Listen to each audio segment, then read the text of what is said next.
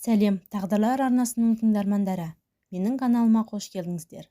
Маған тіркеліп лайк басуды ұмытпаңыздар. Менің қазіргі өмірімді көріп ешкім еш уақытта сондай болды деп ойламасы анық. Үйіп отырған отбасым бар.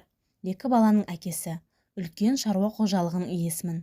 Қалтамда табақта 2 дипломым да бар. Өзің білесің, ата-анам ерте жол апатынан қайтыс болғаннан кейін нағашы атам мен әжемнің тәрбиесінде болдым. Анам Күләш нағашыларымның жалғыз қызы болатын. Ал әкемнің үйінде 4 ұл. Бірақ олар бір-біріне өте суық еді.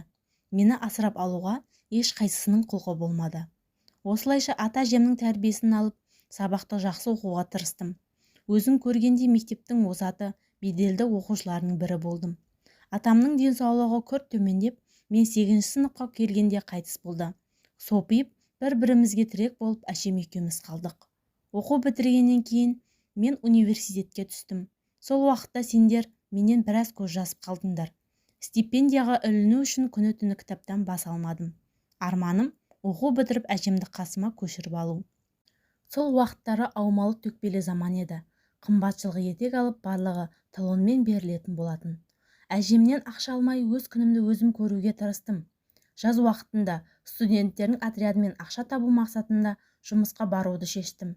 Осылайша бізді бастап апарған факультет деканының тәрбие жөніндегі орынбасары Зайра есімді мұғалімнің оң қолы болдым. Сол кездері ол кісі менен 17 жас үлкен еді, бірақ өз жасынан өте жас көрінетін. Естуімше, бір профессорның әйелі болған. Кейіннен профессор қайтыс болып жалғыз қалған. Жүріс-тұрысы, сөйлеген сөзі, сылқылдап күлгені барлығы жас қыздарда еді. Бұрын қыздарға онша мән бермейтін едім. Кейіннен Зайра апайыма ерекше қарайтын болдым. Ол кісі де мені өзіне жақын тартып, үнемі қолдап жүретін. Осылайша бір ай ішінде ол кісіні жақсы көріп кеттім. Сырттай ғашықпын. Ол сезімімді Зайра апайым байқамайтын сияқты. Үнемі бір сылтау тауып қасынан табылуға тырысамын. Кешке жастар арасында болатын дискотекаға да бармай, Зайра апайдың қасында ғылым жайлы әңгіме бастап, соңы махаббат жайлы да болып кететін еді. Келген соң мен бірден ауылға әжеме тарттым. Бір ай ауылда болып, әжеме болысып, каникул күндерім өте шықты. Ойымнан Зайра мұғалімнің қылықтары кетер емес. Сол кезде 2-ші курс студенті өзімді ересек санап, Зайра мұғалімге өз сезімімді білдіруді ұйғардым. Қатарлас қыздар мені еш қызықтырмайды.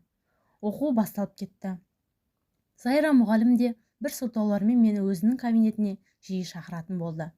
Шақырсақ құстай ұшып жетіп барамын. Қасынан кеткім келмейді.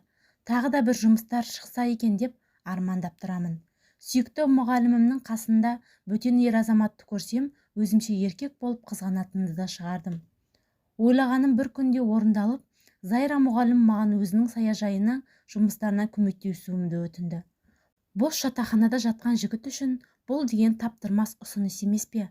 Мен саяжай жұмыстарын реттеп, апайым тәтті тағамдар дайындап, кешкілік мерекелік дастархан жайды. Ортаға қымбат коньяк та келді. Спиртті ішімдік ішіп көрмегенмен қыза бастадым. Ақыры қызып отырып, ұстазыма сүйетінімді айтып, ерніне сүлікше жабыстым. Апайым да қызып алса керек, еш қарсылық танытпай құшағыма құлай кетті. Мен сол күні алғаш рет төсекте еркек болдым десем де болады. Қыздардың қолынан ұстаудан аспағанмен төсек ләззатының мұндай керемет ерекше көрінді. Бойда қуат тасып тұрған жас жігіт қасындағы әйел адамға ұйқы берсін бе? Осылайша біз махаббат майданын бастап кеттік. Сабақтан шыққан соң бірден апайымның үйіне тартамын. Қалтамда өзімнің жеке кілтім де бар. Таза киім, мол тамақ, рахат өмір арқасына менің күйім де жақсарып біраз толдым. Сол үйдің еркегіне айналдым. Апайым да күннен күнге жасарып барады. Сабақтан қалмаймын, оқуымды жақсы оқып жүрдім. Топтастарым менің апайыммен ара қатынасымыздан бейхабар. Сезік тенгендерге алыс туысқаным деп қоямын. Зайра апайым Мәскеуден оқыған орыс құрбылар өте көп. Бір күні Мәскеуден Ольга есімді құрбысы келді. Үшеуміз көңіл көтеріп, ақыры соңында мені Ольга Зайра апайымнан сатып алды. Сатып алды деген сөз құлаққа түрпідей тиетінін білемін. Яғни жас жігітпен төсектес болғысы келген Оля Зайрадан мені сұрайды. Құрбысының көңілін қимаған апайым мені көндіру үшін саған ақша төлейді. Әжеңді ойласаңшы демесі бар ма? Қызып отырып бұл ұсынысты мен қабылдадым. Осылай басталған сату жұмысы ары қарай жалғасын тапты. Шынын айтсам, Зайра апайым маған клиент жинап қоятын болды. Мен де төсекте әккі серік бола білдім. Клиенттердің барлық 40-тан асқан, тіпті 50-дегі орыс қазағы бар әйелдер. Сабаққа баруды да азайттым.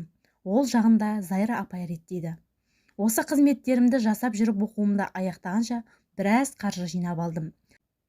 2 жылдай осындай қартаң бай әйелдердің төсекте тілін тауып, қаржымды жинап, басқа қалаға тайып тұрдым. Ол кезде есейгенім бе, Зайра апайыма деген махаббатым да өше бастаған. Жинаған қаржыма ойланбастан мемлекеттің сатылып жатқан асхана дүкендерін сатып алдым.